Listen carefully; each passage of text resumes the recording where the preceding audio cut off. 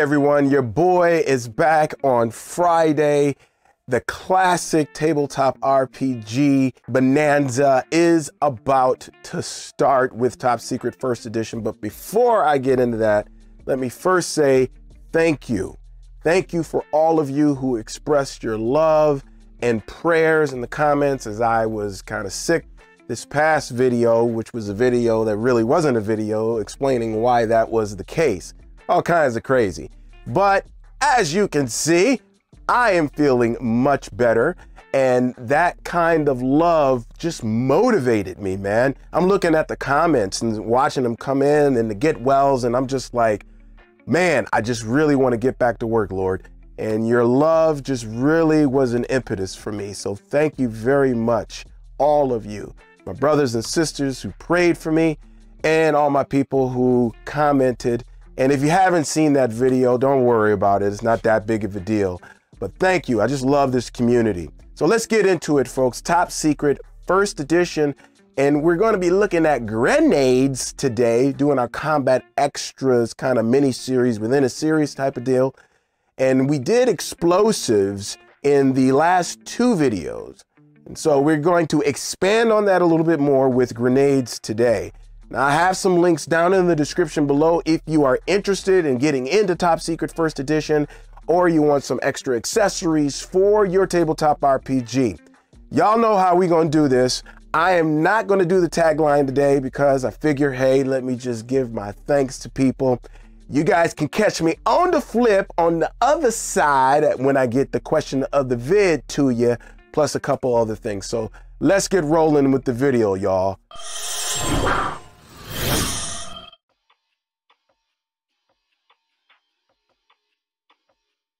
All right, so let's get into grenades and how they work in Top Secret 1E. Grenades can be thrown up to 100 feet. And the reason why they use the 100 is because it's going to figure into the percentile chance that you have to hit the sweet spot when you're throwing a grenade. And how that's figured out is it is the inverse proportionally with how far you throw the grenade. So let's set this up just to give you an example. So in this situation here, here's Sarah, and we have our little grenade right there. And then you've got two bad agents who are looking for her as she went over here. You know, we can move her over a little bit, and hiding behind this dumpster here. Now, she has a grenade and she wants to use it on these two. So what we will do here is we first have to measure out how far it is to these agents. Now, a grenade has an effective radius of 10 feet. So if we go over here, and this is awesome with a virtual tabletop, and we put it about right here, right? We just go out 10 feet. Okay, there we go. So she has to hit it right about there. Now, she could hit it actually anywhere in this area, and she would get both of these guys because the damage that's done is done to everybody within that 10-foot radius. So what we're going to do is we need to measure how far she needs to throw this. So I'm just going to go and measure out here. Okay, so that's 17, 18 feet. So you can say 18 feet. Let's say that. 18 feet taken away from 100 will be 82%. When she rolls percentile, she will have an 82% chance to make that grenade land exactly where she needs it to land. If it was 50 feet that she was throwing it, it would be 50% chance of her to land it in the sweet spot. So that's how that works. So she has an 82% chance. Now I'm going to go ahead and roll percentile dice and see what happens. All right, 50. There we go. So she's going to take the grenade, going to roll it, or throw it, I should say. And now, since she hit the sweet spot, now what we need to do is roll for damage for everyone in the area. Now, since you only have like 2 agents here, you could roll for each one since you don't really have a lot of people here. Now, if you had a whole group of people in combat, then you probably would just want to roll once, and that damage would be for everybody who is within the radius. But in this case, I think I'm going to roll separately for each one of these agents. So bad agent number 1, I'm going to roll 1d10 twice. Okay, 1 takes 3 and 1 takes 4. So we're just going to say that bad agent 1 takes 3, and that would take them, okay, so they have 11 life. So that would take them down to 8. That's his current life score. And bad agent number 2 would be taken down to 7. Pretty straightforward, pretty simple.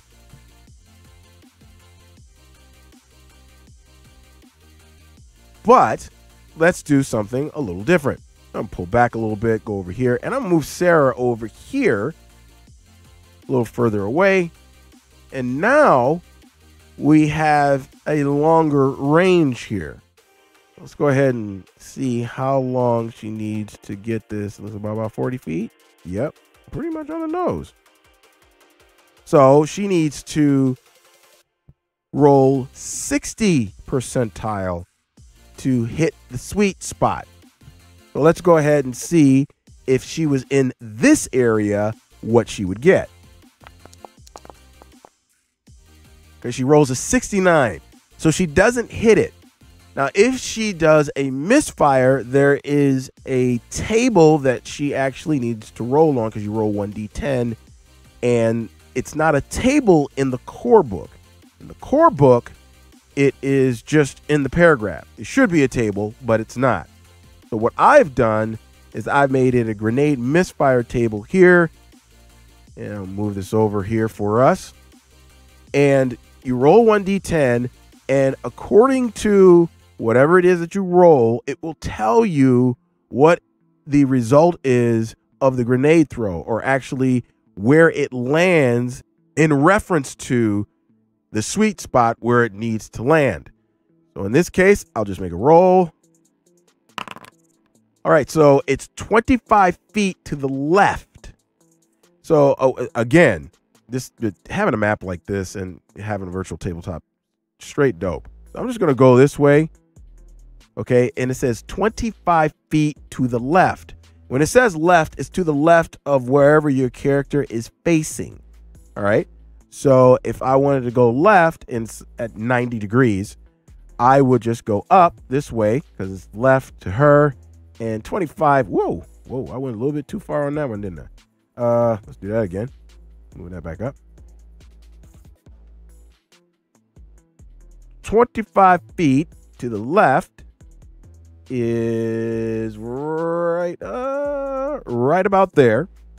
All right, which means she fumbles this. That's basically what you can say. So she fumbles the throw, and instead of the grenade landing here in the sweet spot, it's going to land over here next to this dumpster. It'll probably explode. It'll be a distraction, and these guys will probably look over there instead. So now that we've gone through all of that, let's go through what happens if you're not in an open area, because this is all for open areas out here in the alley, outside. But we're going to go inside now. So we're going to switch the map up a little bit.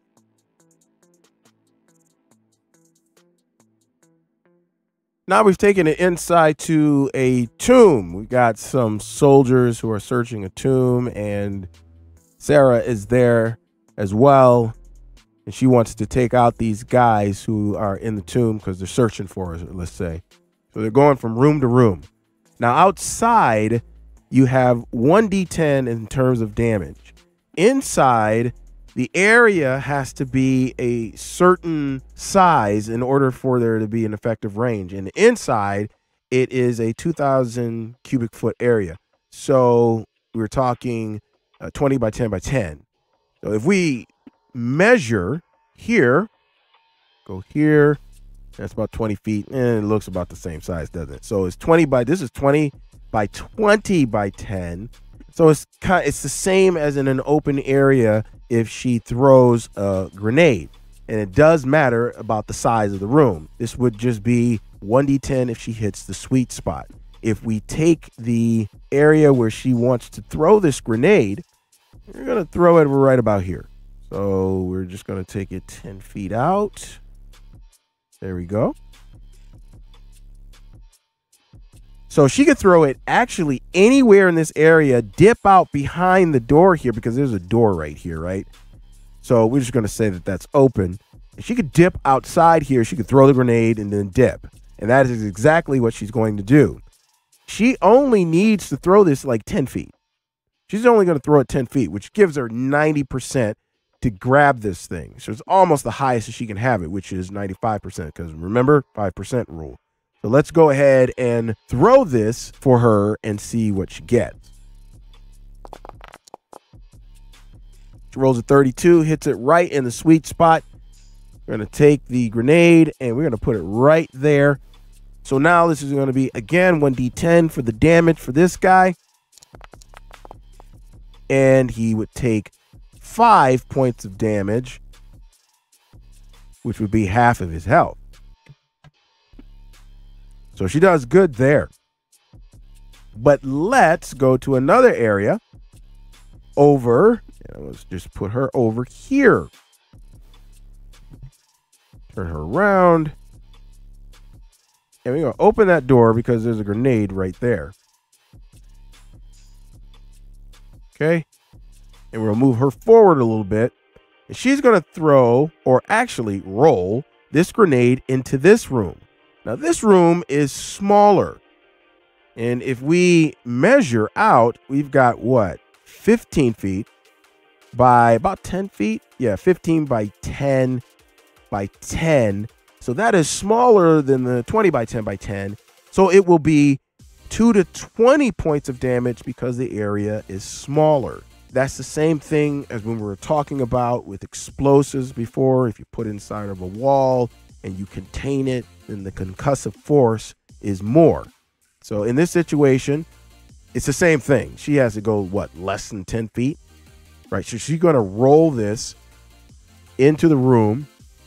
And let's go ahead and first just measure. Yeah, she could just roll it right over here, right behind him.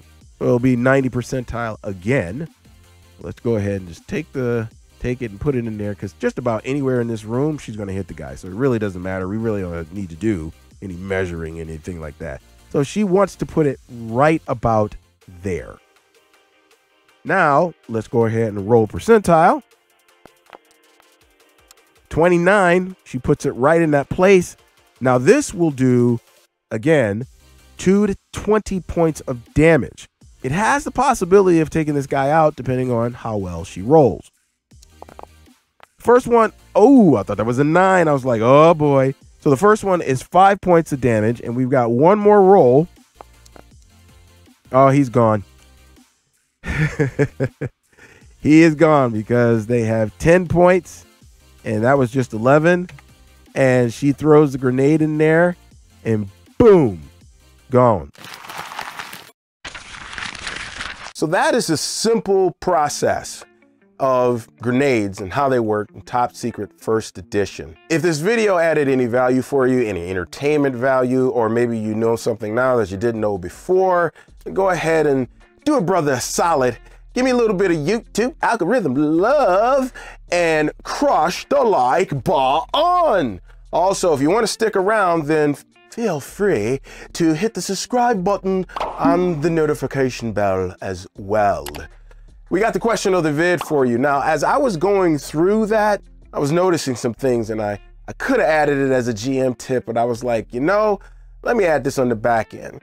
So I saw something that I was like, there's some things that could be taken into consideration here that the rules don't cover. So I had a homebrew idea in my mind. How about you? When you look at how grenades work in Top Secret First Edition, what would you change?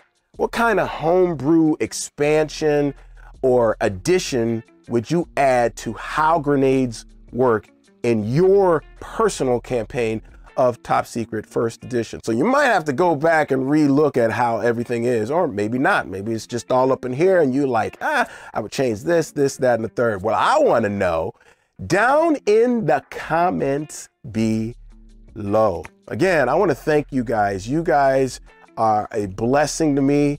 I am blessed to be able to do what I'm doing here, and I'm going to keep on doing it, God willing. So, my brother's got to go. I got to do my snack puss. So exit, stage left. Oh yeah, y'all, and for those of you who may have missed the whole series on what's going on with Top Secret First Edition, hey, I got some videos right here to let you know we've got plenty of Top Secret First Edition. So until next time, y'all, God willing, if you got a game this weekend, happy gaming, y'all. Hope it's an RPG Elite session, and until next time, peace, 5,000 elites. Oh, I am outie.